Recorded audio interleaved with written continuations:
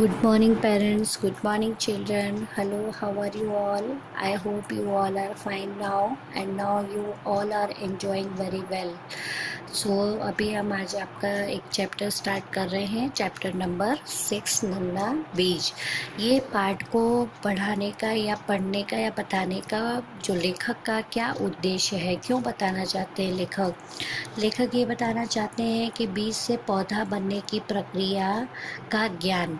मतलब एक छोटा सा बीज जब हम लगाते हैं तो वो बीज से एक बड़ा सा प्लांट कैसे बन जाता है। दूसरा वैज्ञानिक दृष्टिकोण, मतलब यहाँ पर कुछ साइंटिफिक रीज़न, साइंस के रिलेटेड जो साइंटिस्ट होते हैं वो कुछ अपनी थिंकिंग से कुछ हमें इस चैप्टर को रिलेट करने की कोशिश करते हैं।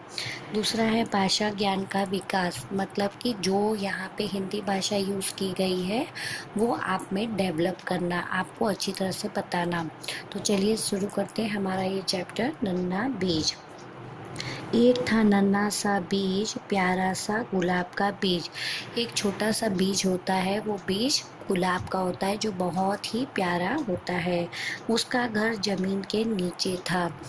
तो ज़मीन के नीचे, जैसे आप सबको पता है कि जब भी हम बीज लगाते हैं या शीट लगाते हैं तो मिट्टी के नीचे ज़मीन पे लगाते हैं और फिर मिट्टी से उसे ढक देते हैं, ठीक है। तो बीज क्या बोल रहा है, उसका घर ज़मीन के नीचे था। वहाँ बहुत अंधेरा था। जब हम उसके ऊपर मिट्टी डाल देते हैं तो वहाँ पे बहुत ही अंधेरा हो जाता है, इसलिए वो बोल रहा है वहाँ बहुत अंधेरा था। एक दिन बीज घर में अकेला था। अचानक दरवाजे पर उसे एक आवाज़ सुनाई दी, खट खट खट। एक दिन बीज घर में अकेला होता है तभी उसे एक आवाज़ सुनाई देती है, खट खट खट। बीज ने पूछा, कौन है बाहर? तभी बीज तुरंत पूछता है, बाहर कौन है? बाहर से एक प्यारी सी मधुर आवाज़ आई, मैं बारिश की एक बूंद हूँ।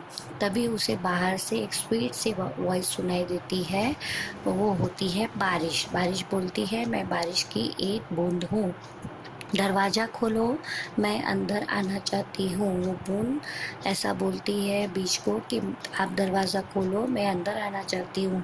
बूंद की आवाज़ सुनकर नन्हा बीज डर गया। जैसे ही बूंद बोलती कि मैं अंदर आना चाहती हूँ, उसकी आवाज़ सुनकर नन्हा बीज डर जाता है।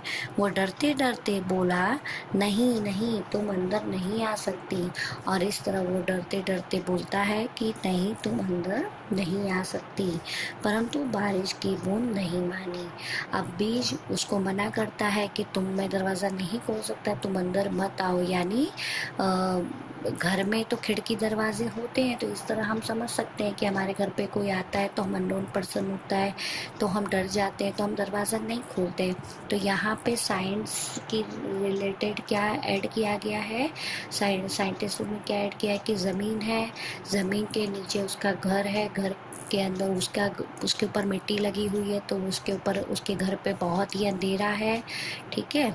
तो इस तरह क्या है कि वो जो बारिश की बूंद है वो वो जब गिरती है मिट्टी के ऊपर तो वो बूंद से ऐसा, बीज से ऐसा बोलती है कि तुम दरवाज़ा खोलो। यानी कि उसके ऊपर की मिट्टी हटेगी तभी वो बूंद और बारिश एक दूसरे को देख सकेंगे।